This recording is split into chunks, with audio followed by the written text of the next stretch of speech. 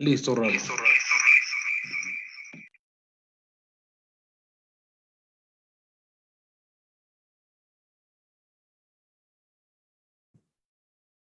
Muy buenas noches a todos. Isquela Misbot, Jack Sazón. Vamos a comenzar esta clase haciendo un análisis de la historia del primer judío del mundo. Y de ahí nos vamos a ir un poquito más profundo a tratar de investigar cuáles son las motivaciones del ser humano según sus deseos. Me voy a explicar perfectamente bien con la historia. Abraham Avinu, el primer patriarca de Israel, sabemos que fue condenado a muerte cuando él era joven, cuando él era prácticamente todavía no se conocía su fama, su ideología en el mundo. El rey de la época, llamado Nimrod, lo había condenado a muerte.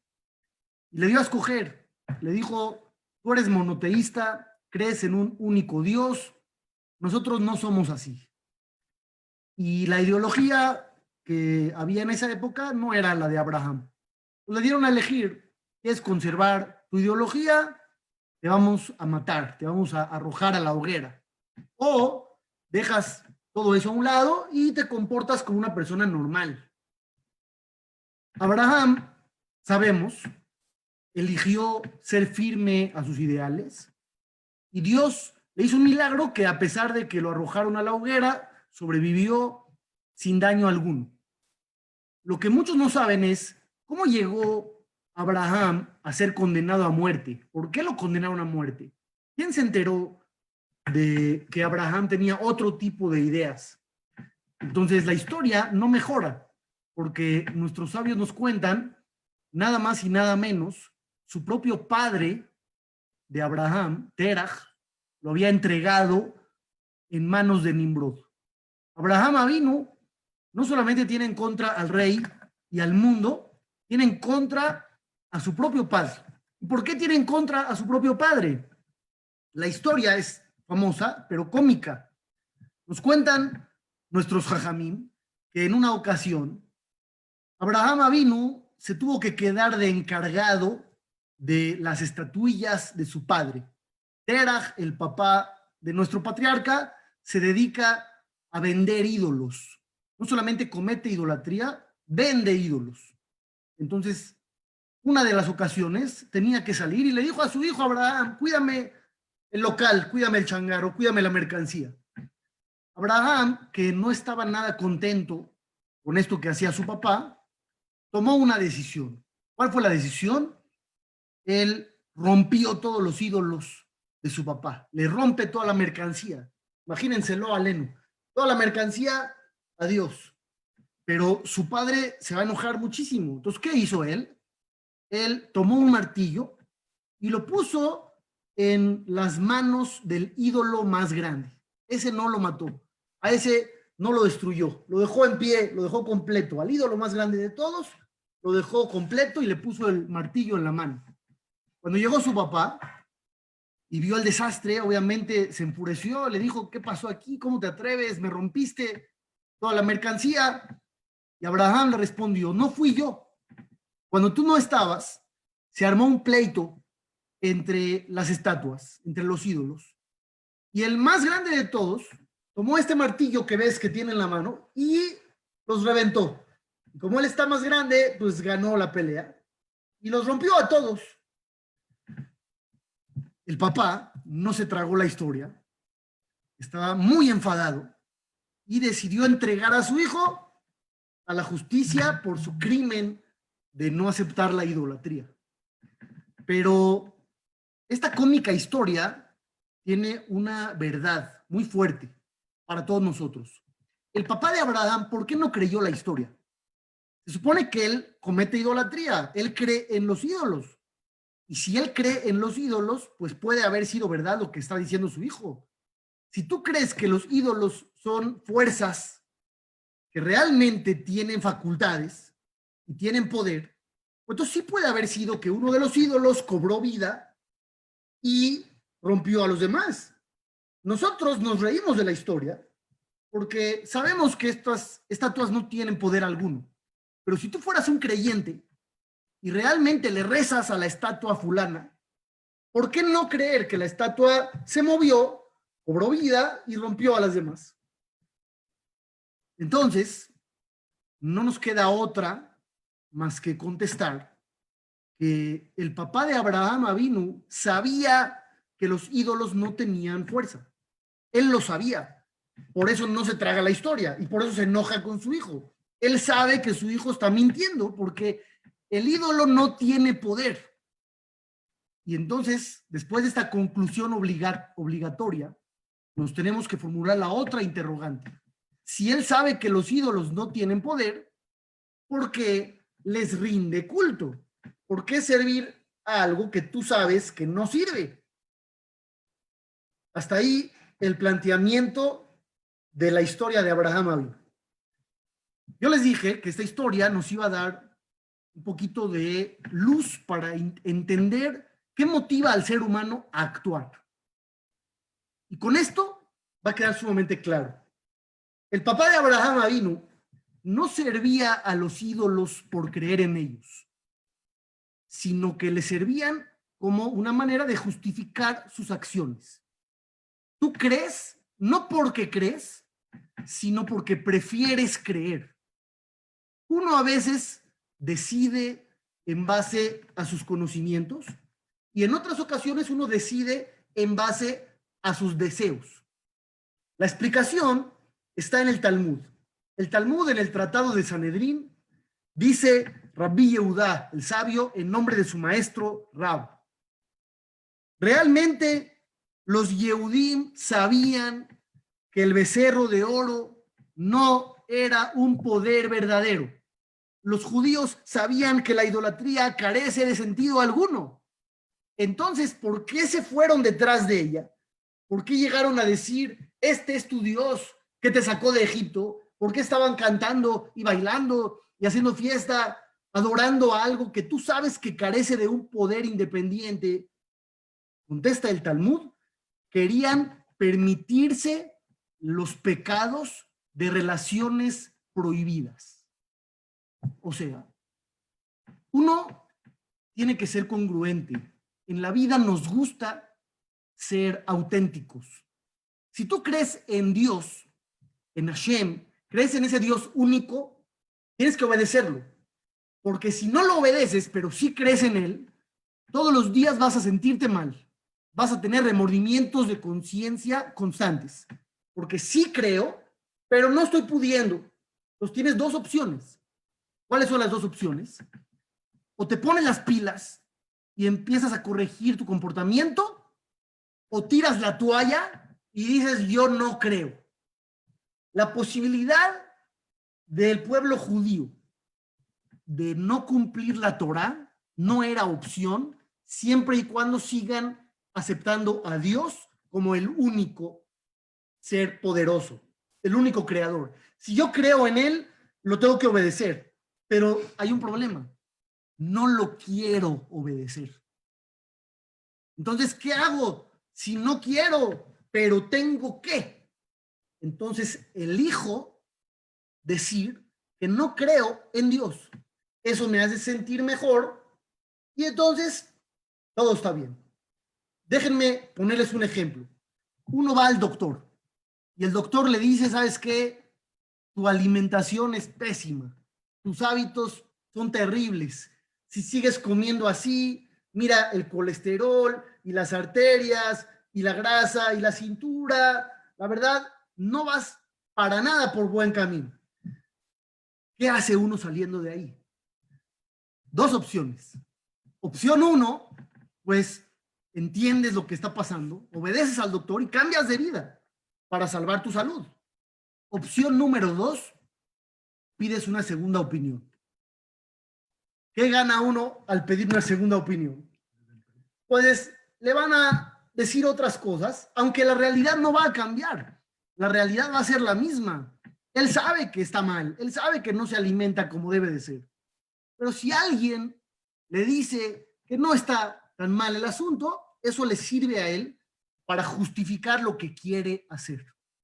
lo que el Talmud nos está diciendo es que el pueblo judío no quería cumplir muchas leyes, pero yo creo en Dios.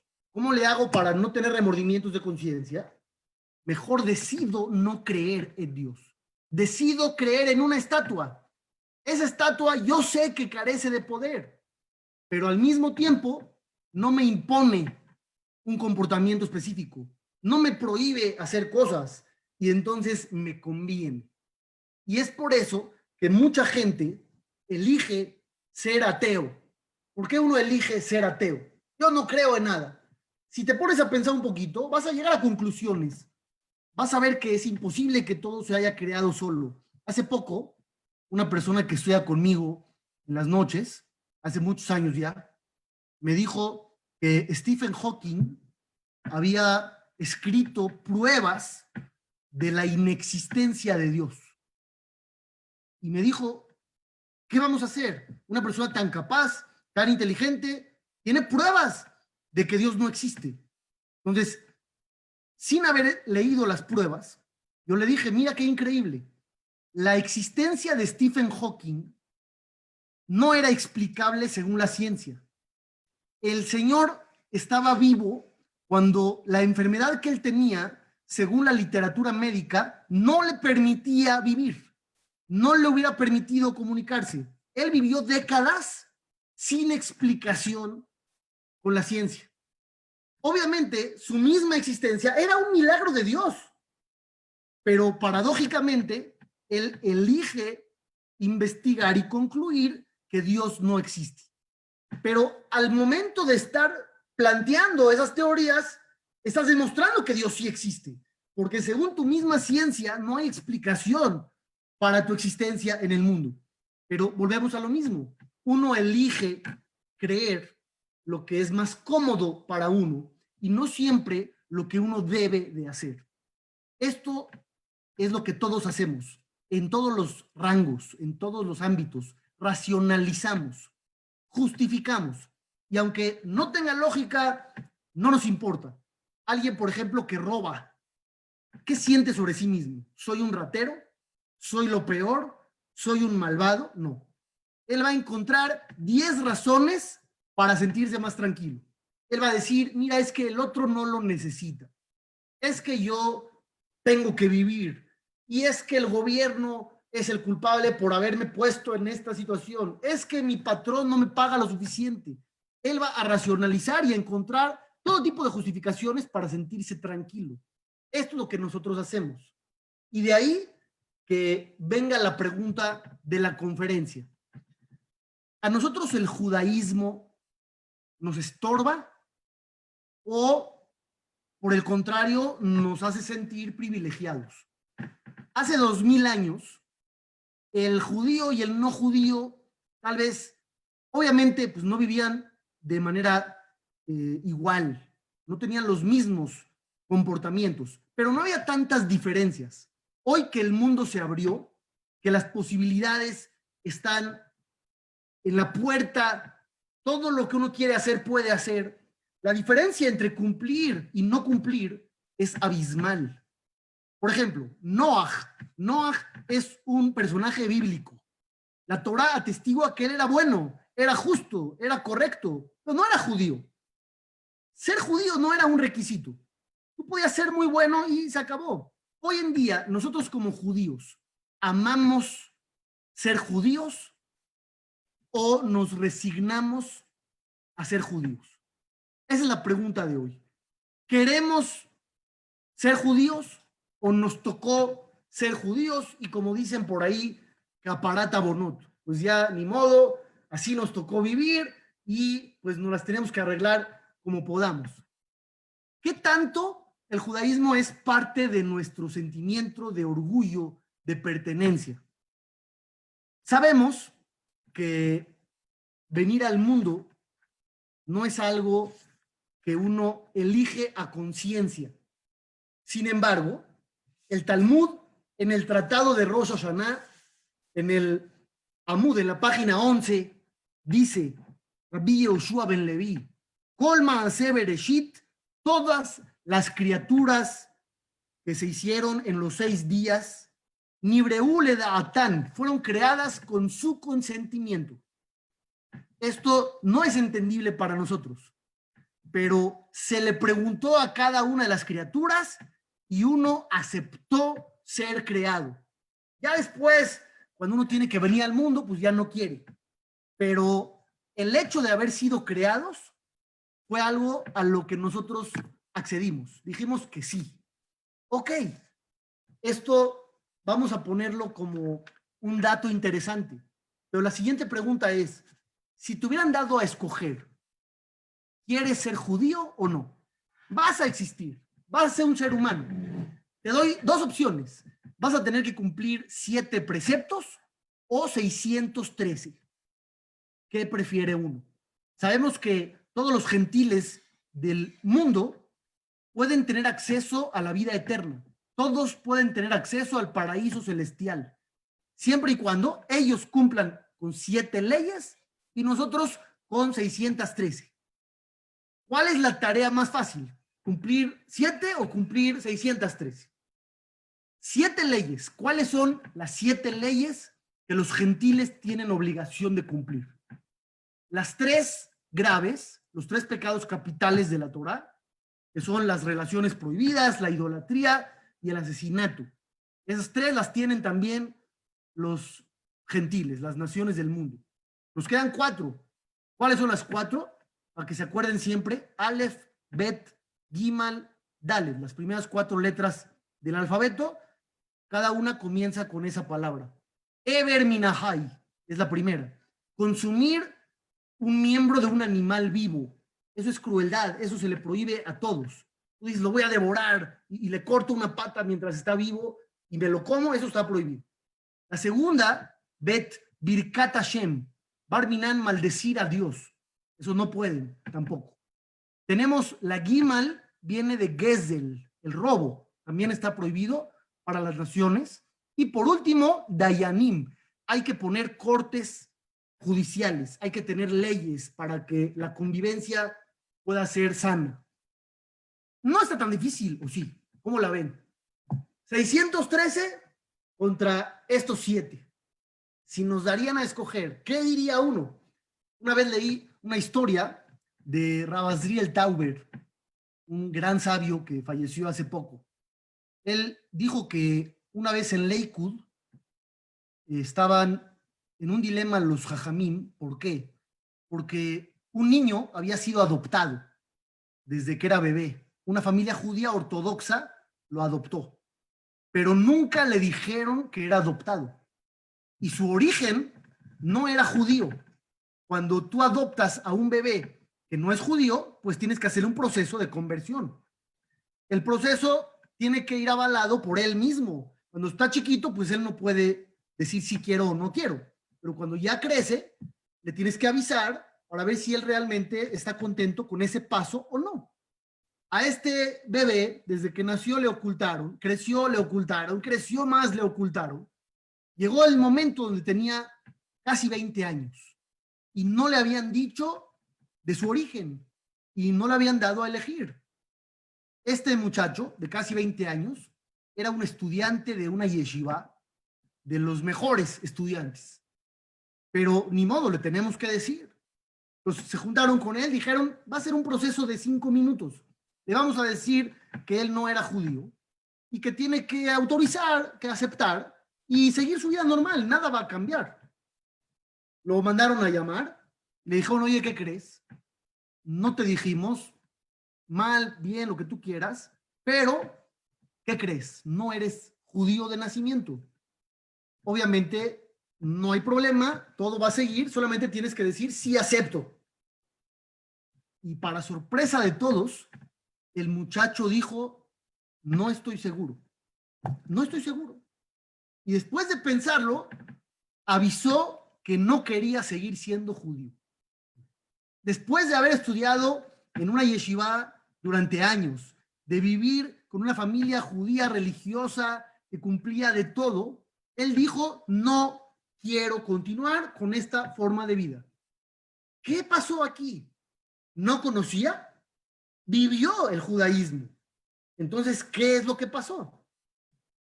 Y la respuesta que da el Jajam, Rabazir el Tauber, vivir como judío no necesariamente significa vivir el judaísmo. Tú puedes tener comportamiento judío, pero quizá no amas el judío que hay dentro de ti. Es muy diferente que tú, por ejemplo, vayas en un centro comercial. Son las 2 de la tarde, un domingo. Ya sé que les estoy haciendo extrañar lo de antes de la pandemia, pero Besat Hashem va a regresar. Estás en el centro comercial a las 2 de la tarde con toda tu familia un domingo, cientos de personas en la plaza. Cuando de repente llega uno de tus hijos y te dice, papá, tengo hambre. Y en ese momento dices, ya se acabó el paseo. ¿Por qué? Salte de aquí, vete a un restaurante kosher. En el restaurante kosher, ¿qué crees? Va a haber una fila de otras 20 familias. Y después de que estés esperando una hora y te dejen pasar, también adentro va a estar repleto y en lo que te atienden y a ver qué te traen. Y de reojo ves a una familia que no son judíos, que dicen, mira, italianis, vamos a meternos, son las 2 de la tarde, ¿quién come a esta hora? Nadie. Y ves las mesas listas para ti y se mete él con su familia a comer. ¿Qué sientes en ese momento? ¿Qué bueno que soy judío? ¿O sientes qué difícil ser judío? Los dos están ahí en la mesa. Vamos a suponer que tú decides no comer algo prohibido por la Torá. Eso no significa que estés contento con tu elección. Elegir no necesariamente viene acompañado por el sentir. Puedes elegir sin sentir. Y esto es lo que nosotros nos tendríamos que preguntar.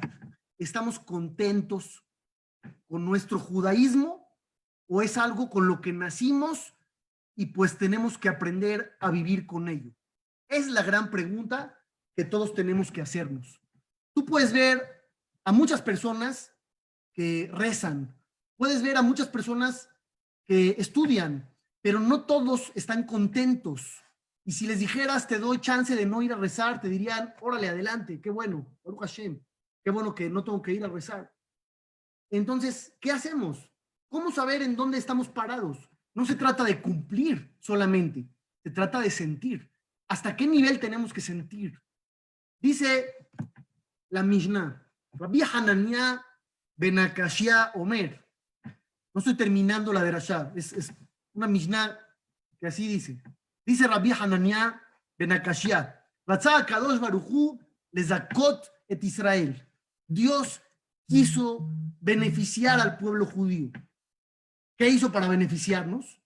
Le fija irba laem Torah u mitzvot. Por eso, como Dios nos ama y nos quiere mucho, nos dio mucha Torah, muchos preceptos, muchas leyes.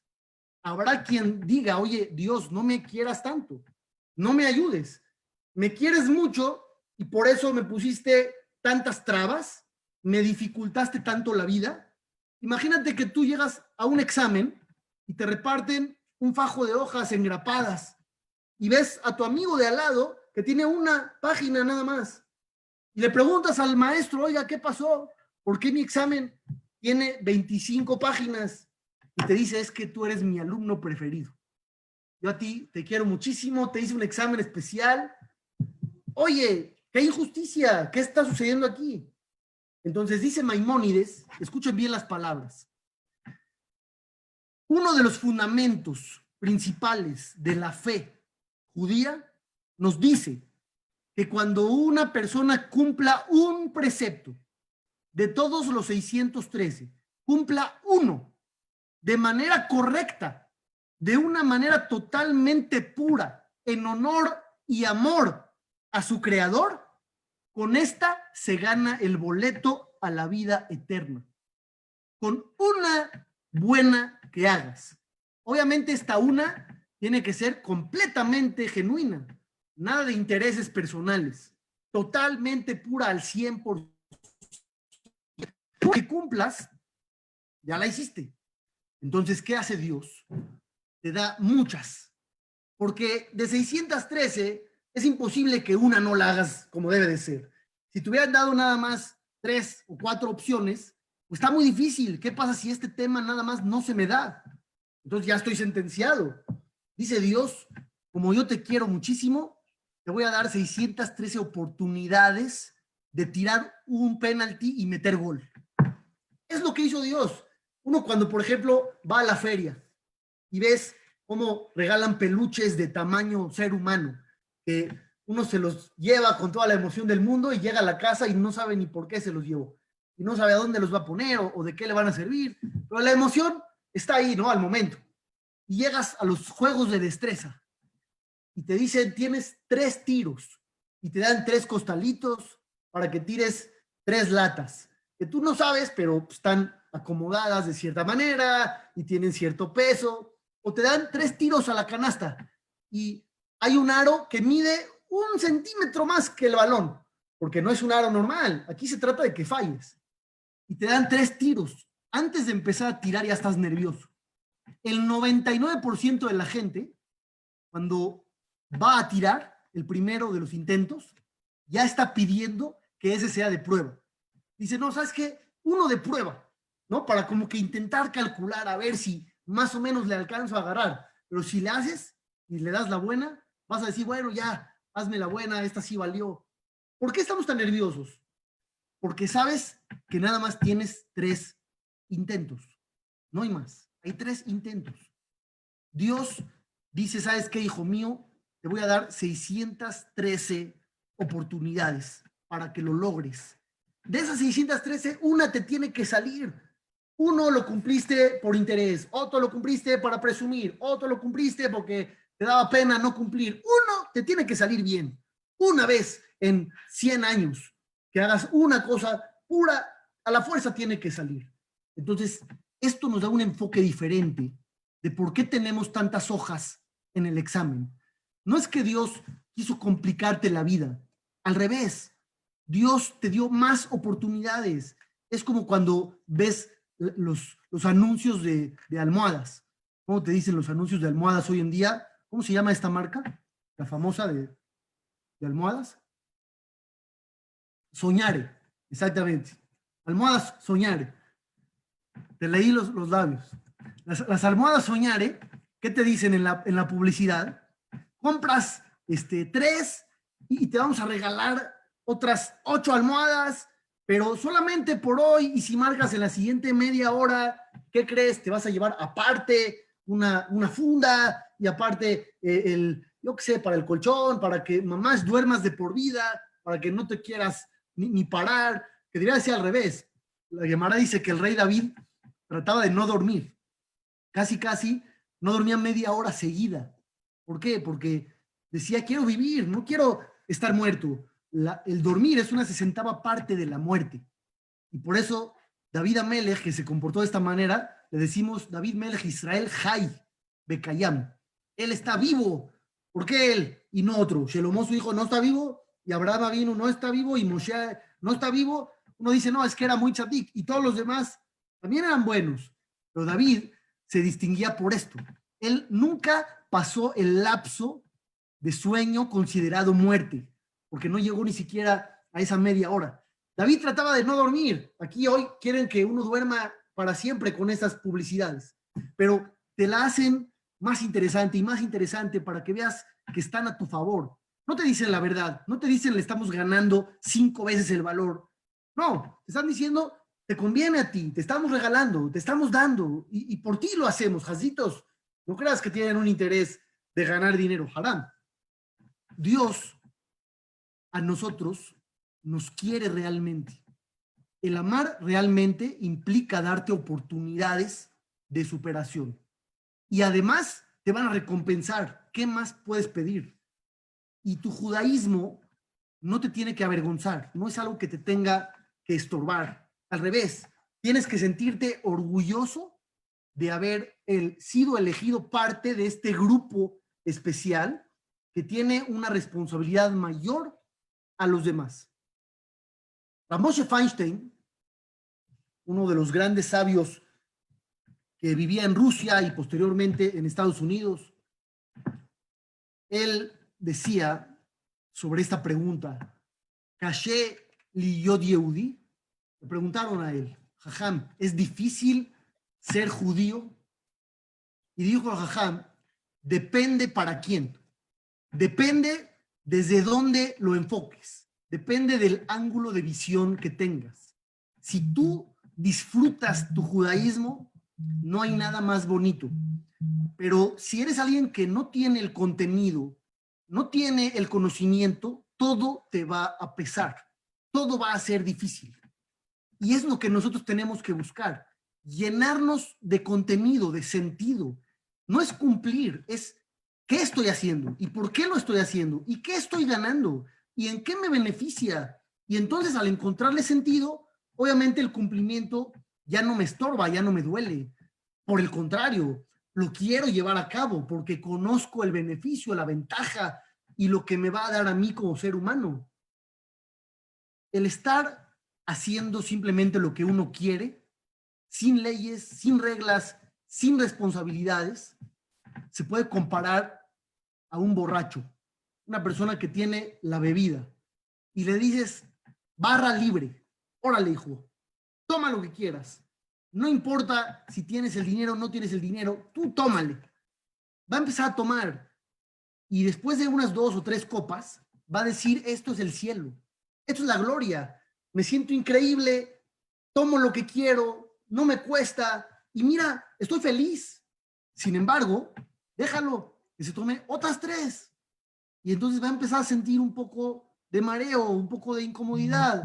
Déjalo que tome un poquito más y entonces vas a ver cómo termina tirado en el suelo, inconsciente y después avergonzado porque le van a decir, oye, ¿supiste lo que hiciste ayer? Y va a decir, no, por favor, ¿qué hice? Entonces, el no tener reglas, el no tener límites, no es algo bueno. Este mundo tiene una intensidad publicitaria inmensa, porque nos pintan que todo es genial.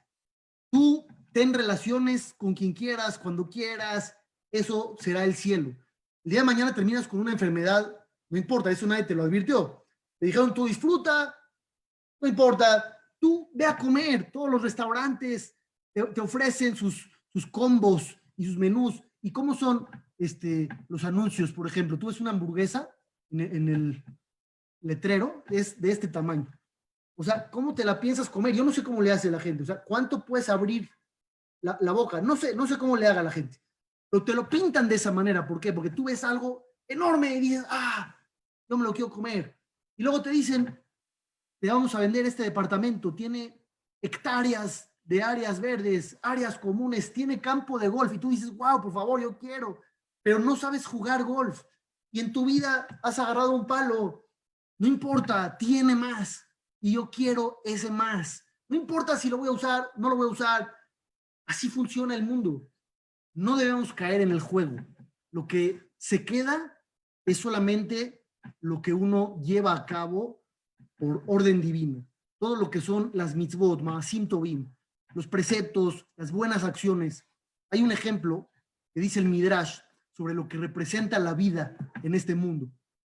Y dice, una vez había un zorro que observó un viñedo que estaba fantástico, las uvas grandes, jugosas, se veía delicioso. Sin embargo, hay un problema. El dueño está al acecho y si ve que se mete un zorro, pues ahí lo va a matar. Y además, hay una barda que no permite la entrada, está custodiado el lugar. Entonces, ¿qué hizo el zorro? Identificó un agujero muy pequeño en la barda y esperó a que el dueño estuviera distraído. Y a la hora de querer ingresar, se da cuenta que no entra. El agujero es demasiado angosto y él no pasa. Entonces, se le ocurrió una idea. Voy a enflacar. Yo voy a entrar a ese viñedo. Voy a enflacar. Ayunó 3 días enteros para reducir su masa corporal y poder entrar en el agujero. Después de 3 días, logra entrar. No está el dueño. Ve las frutas, ve las uvas. ¡Wow! Empieza a comer una, otra, hasta que ya estaba a reventar. Y entonces dijo, bueno, ya me voy a salir porque si viene ahorita el dueño, a ver cómo me va. quiere salir por el agujero por el que entró, pero ya no cabe otra vez, porque acaba de engordar, comió muchísimo. Y entonces dice, ¿ahora qué hago? Me va a venir el dueño a matar, se escondió, pero no puede salir. Tuvo que ayunar otros 3 para poder enflacar todo lo que había comido. Después que enflacó, logró salir por el agujero. Ya cuando estaba afuera, dijo, viñedo, viñedo, qué tan dulces son tus frutas, pero hambriento entré y hambriento salí. Entré vacío y salí vacío.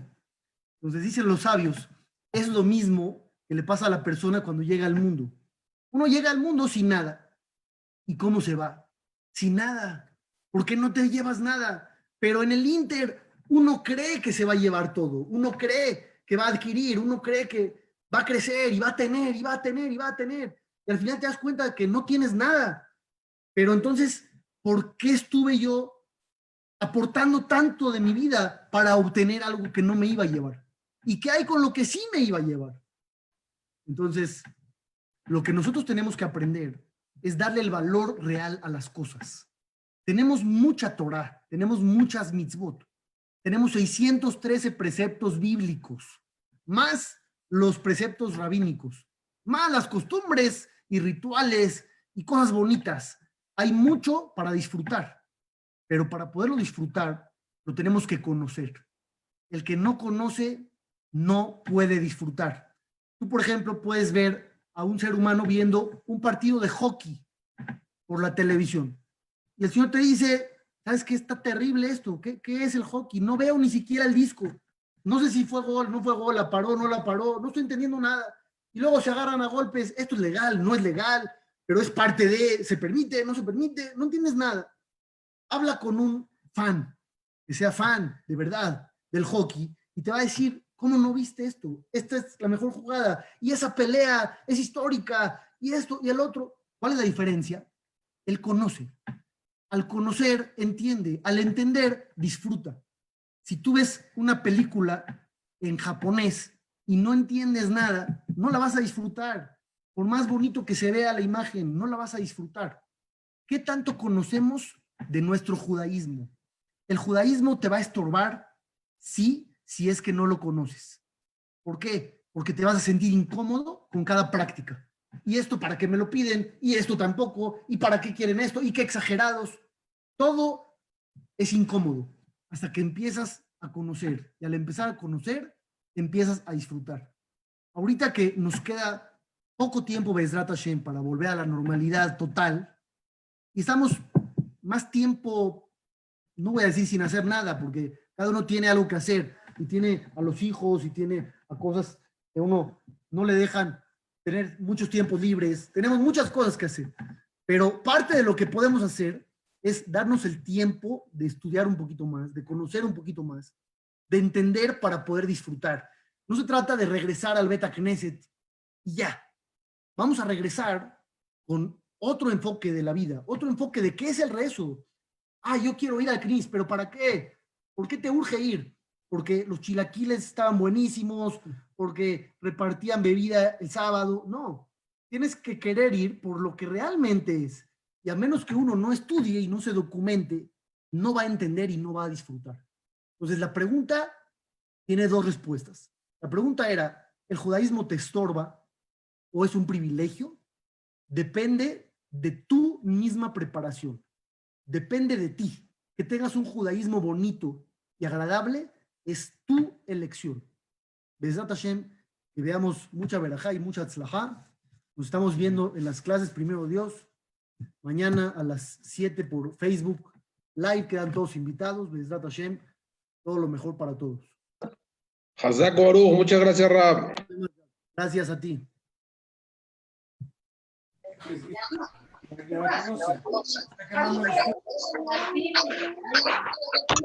Hazak Baruch.